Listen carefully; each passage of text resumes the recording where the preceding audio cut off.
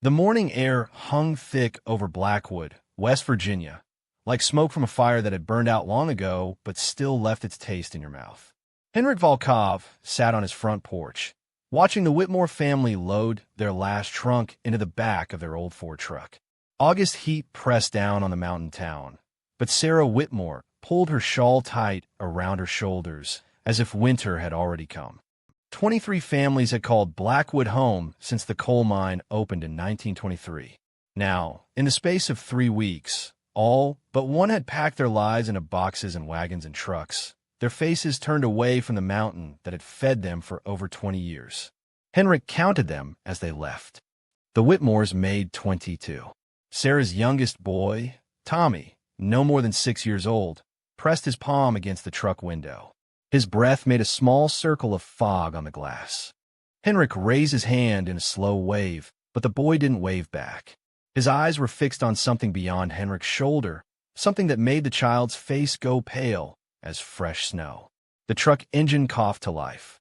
Henrik watched the red dust swirl up behind the wheels as they pulled away, following the same mountain road that had carried away the Hendersons yesterday, and the Kowalskis the day before, and the Pattersons the week before that. One by one, like autumn leaves falling from a dying tree. The sound of their leaving faded into the distance, but another sound remained. It had been there for months now, ever since the mine shaft was sealed in March.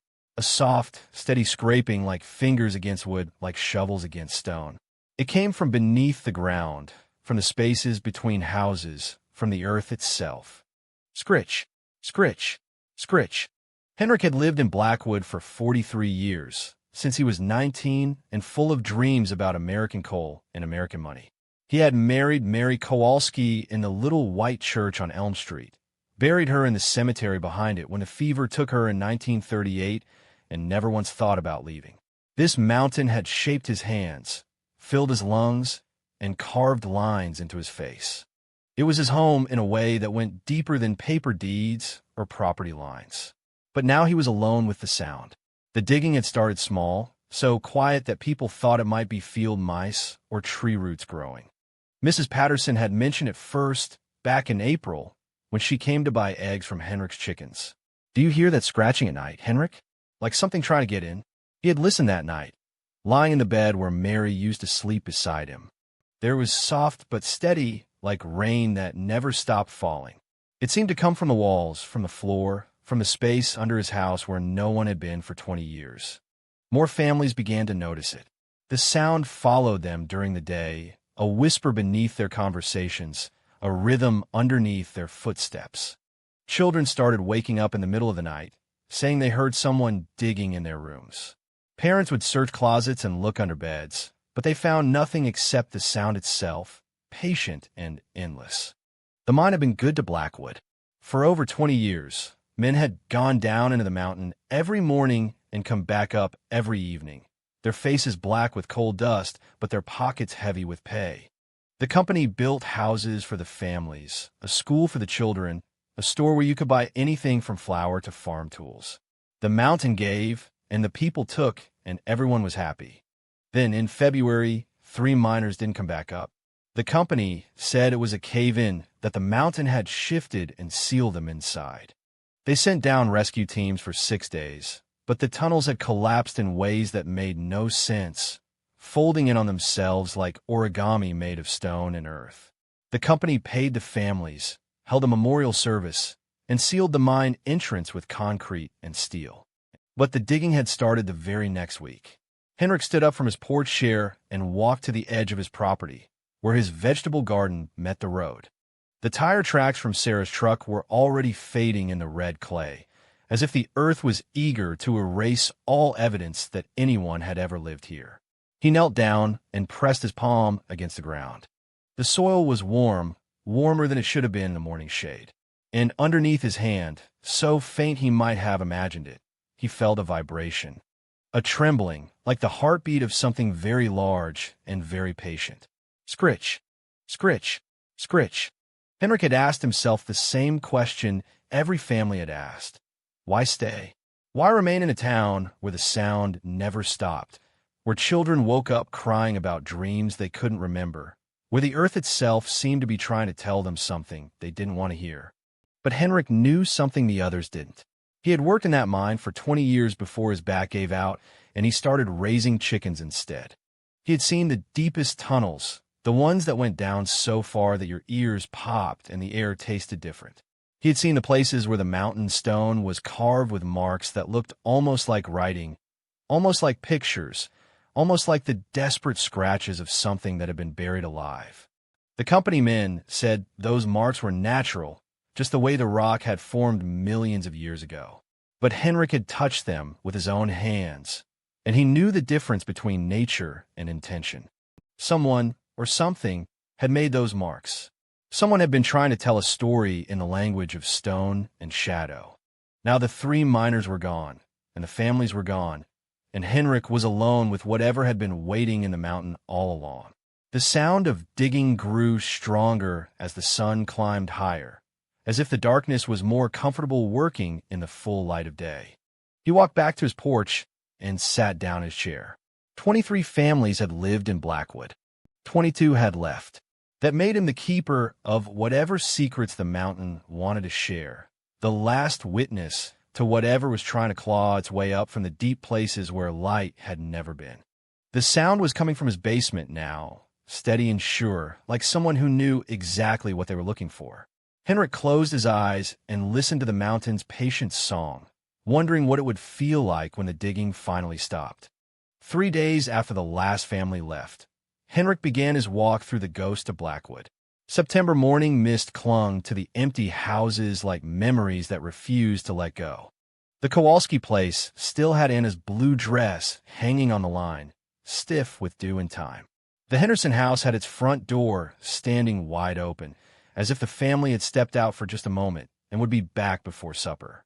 Henrik carried his father's old walking stick, though his legs were still strong enough. The weight of it in his hand felt good, solid, like holding onto something real in a place that seemed to be forgetting how to exist.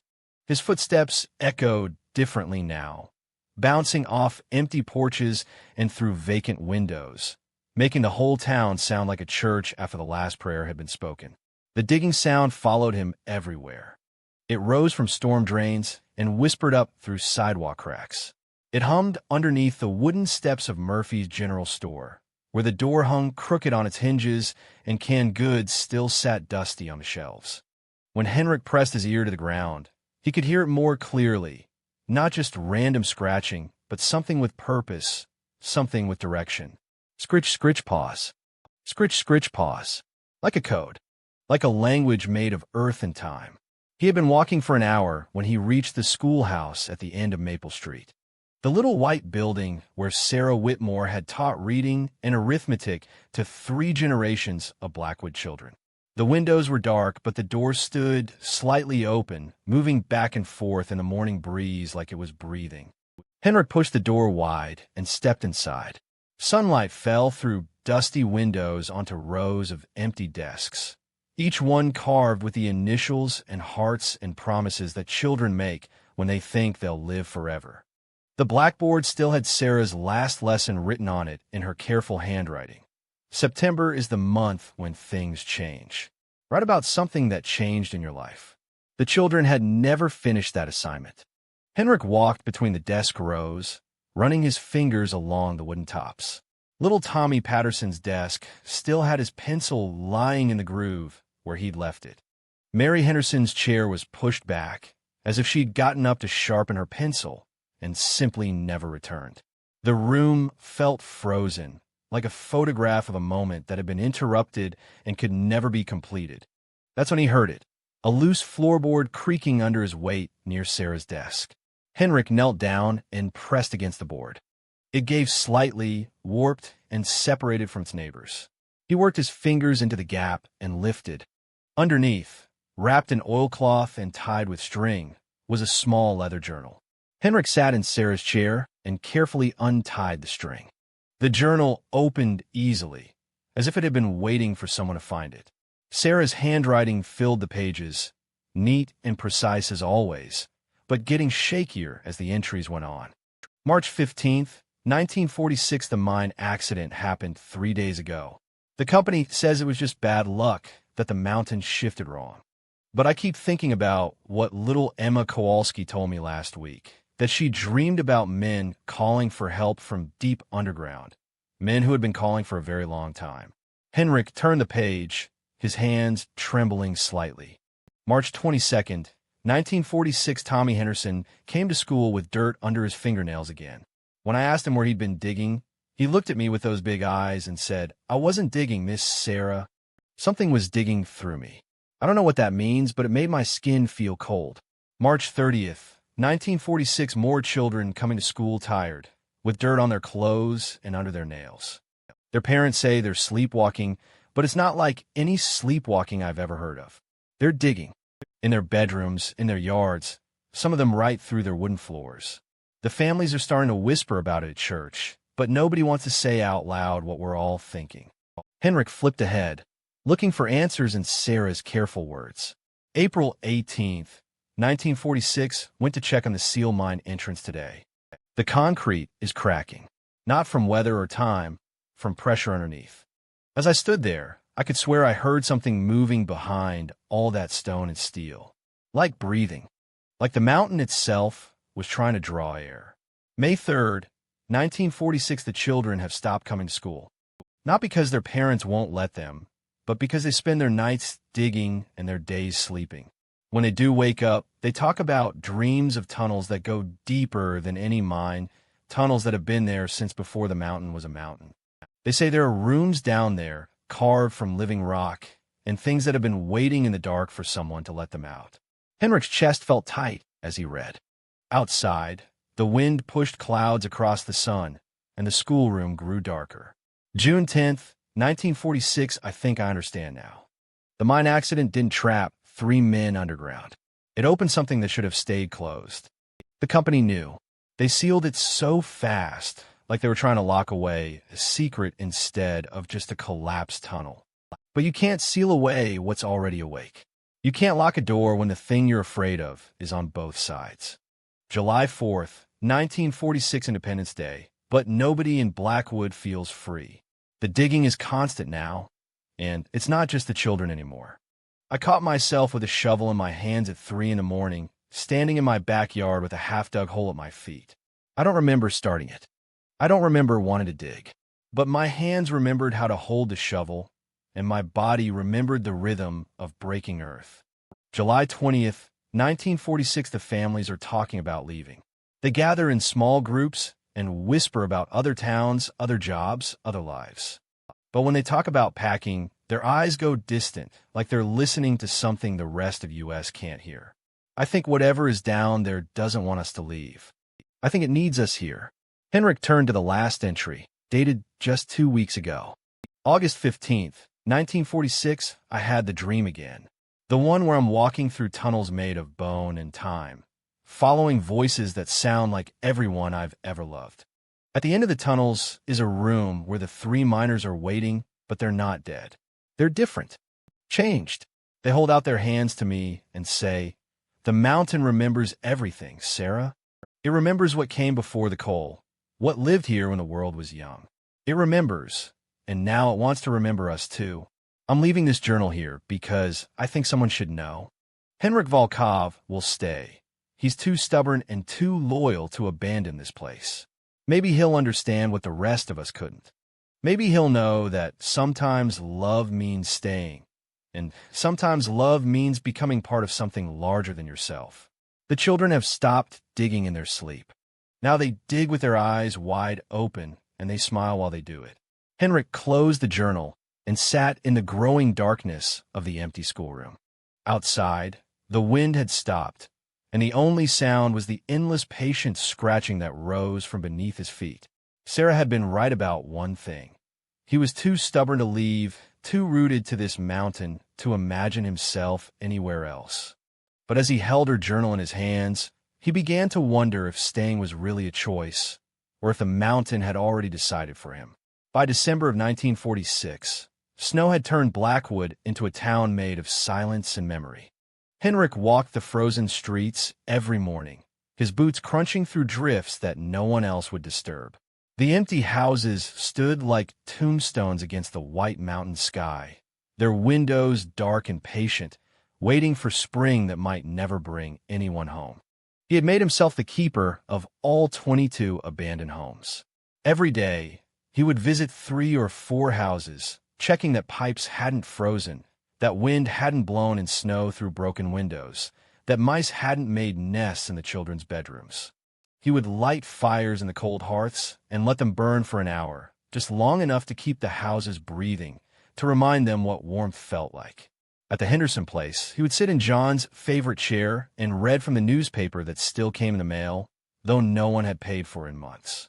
At the Kowalski house, he would wind in his kitchen clock and listen to it tick, steady and sure, marking time for a family that no longer needed to know what hour it was. At the Patterson home, he would set the table for 4, with little Tommy's cup at the place where he used to sit, as if they might walk through the door any moment, shaking snow from their coats and asking what was for supper. The digging sounds had grown stronger with the cold. They came up through the frozen ground like the mountain's heartbeat, steady and deep and impossible to ignore. Henrik had stopped trying to find the source. It was everywhere now, under every house, beneath every street, following him like a patient dog that wanted something he didn't know how to give. At night, alone in his own house, Henrik would sit by his kitchen window and listen to the mountain's song.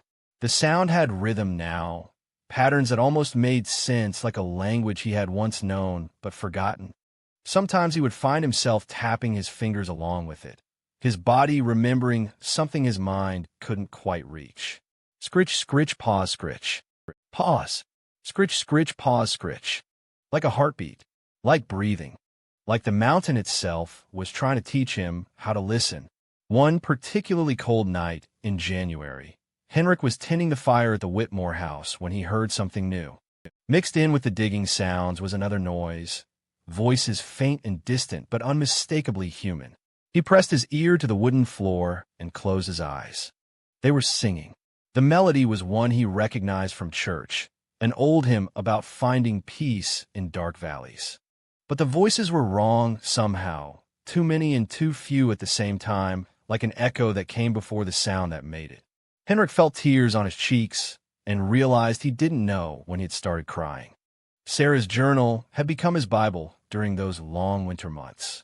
He read it every night, studying her words like a preacher studying scripture, looking for meaning in the spaces between what she had written and what she had been afraid to say.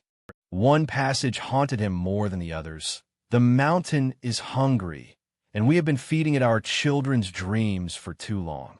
Henrik began to understand what she meant as February brought the worst storms in 20 years. When the wind howled through the empty streets, he could hear other sounds mixed in, laughter that sounded like Tommy Patterson playing in his backyard, conversations that sounded like neighbors chatting over garden fences, screen doors slamming, and mothers calling children in for supper. The mountain was playing back the sounds of life, like a music box that had been wound up and couldn't stop spinning. But underneath it all was the hunger Sarah had written about. The mountain wanted more than just sounds and memories. It wanted the warm, living breath of families, the bright dreams of children, the love that made houses into homes. For over 20 years, the people of Blackwood had given it their days and nights, their hopes and fears, their births and deaths. They had fed the mountain with their lives, and now it missed them.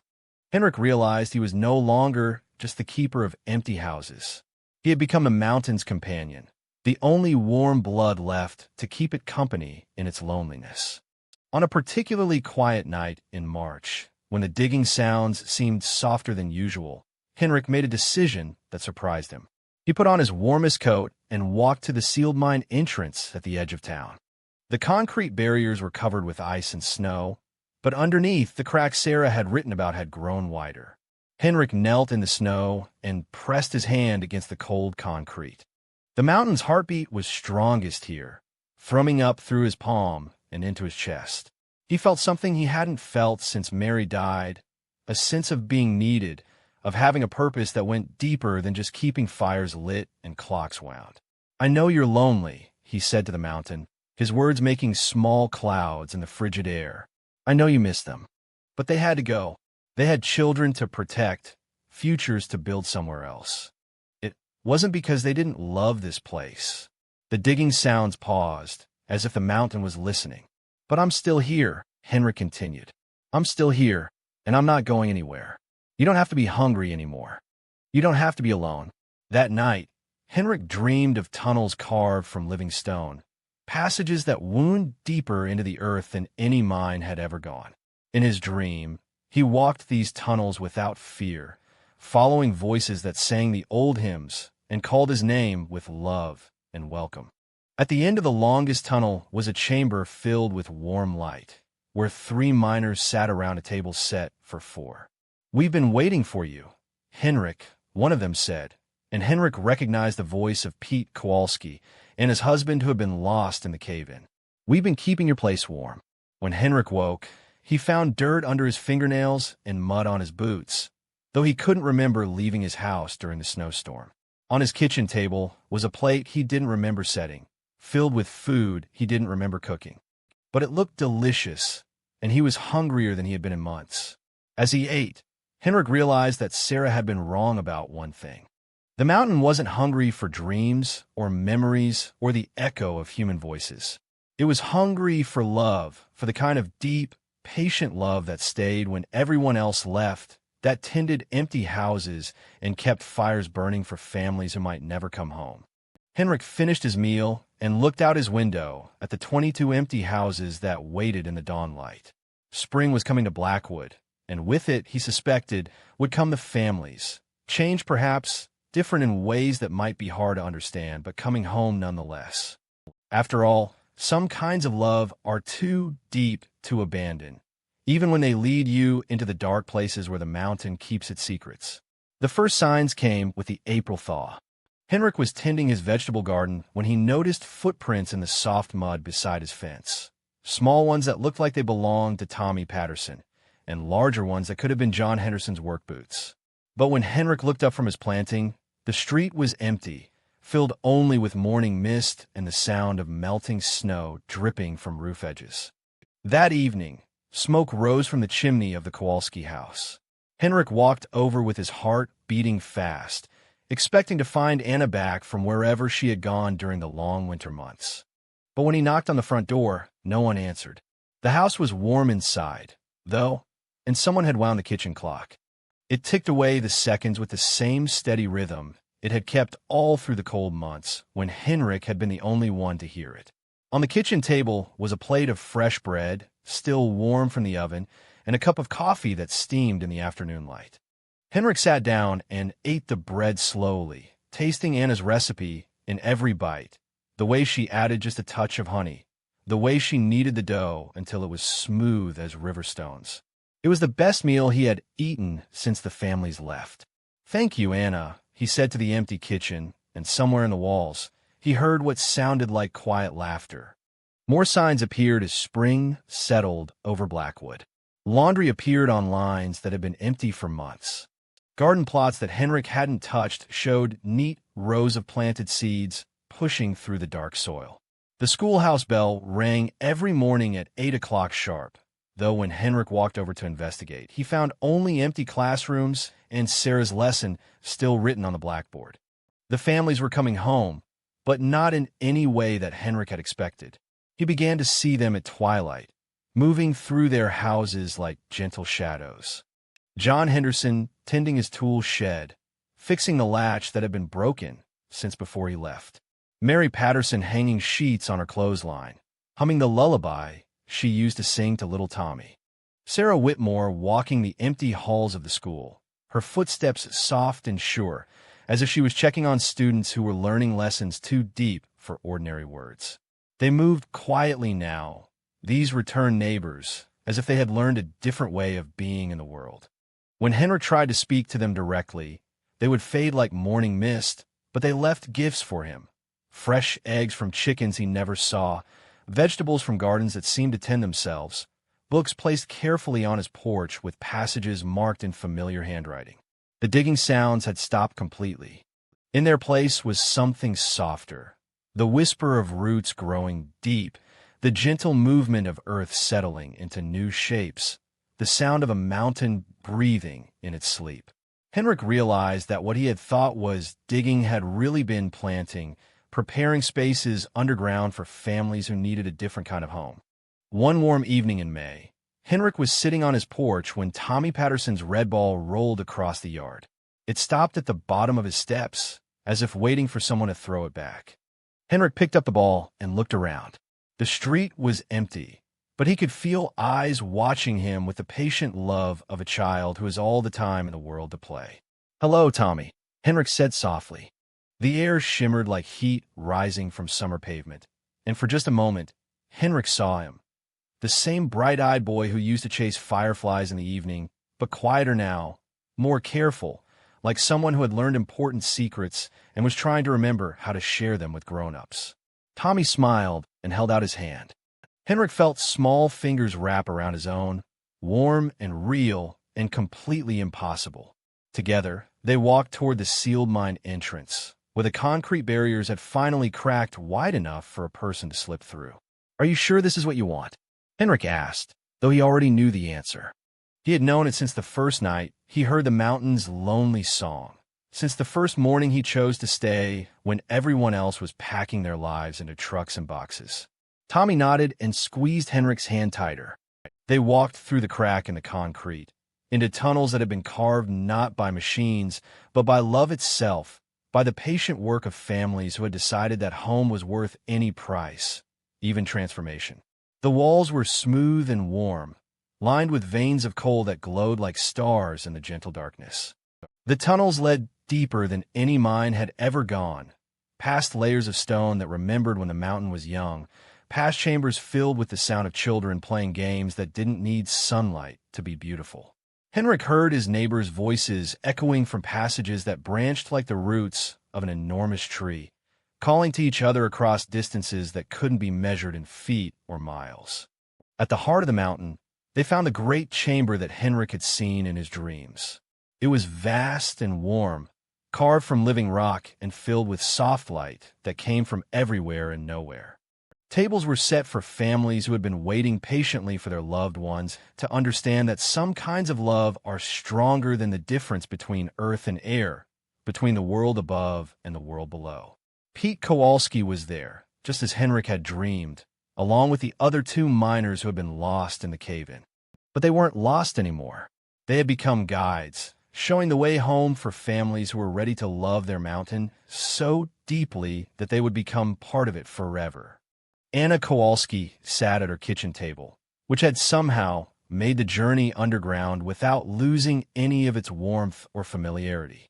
She was kneading bread, her hands moving with the same careful rhythm Henrik remembered from countless mornings when he had bought eggs and stayed to chat about the weather.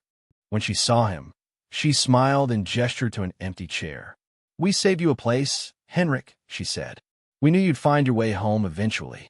All around the great chamber, the families of Blackwood were settling into their new life, their new way of being together. Children played games that involved growing flowers from bare stone. Parents tended gardens that bloomed in the warm darkness. Grandparents told stories about the mountain's deep memories, about the love that lived in the spaces between earth and stone. Henrik sat down at Anna's table and accepted the cup of coffee she poured for him. It tasted exactly like the coffee he had drunk in her kitchen above ground, but warmer somehow, fuller, like it had been brewed with water that came from the heart of the world.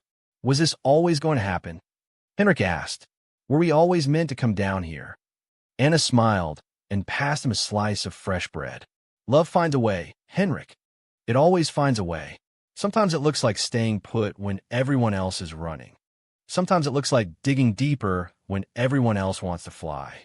Love doesn't ask what's possible. It just asks what's necessary. Through the chamber's walls, Henrik could hear the mountain's heartbeat, steady and strong and no longer lonely.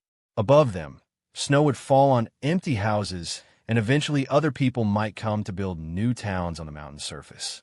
But down here, in the warm darkness where love had learned to grow like roots through stone, the real Blackwood would continue forever. Henrik broke bread with his neighbors and understood, finally, that home was not a place you left or returned to, but a choice you made about how deep you were willing to let love take you.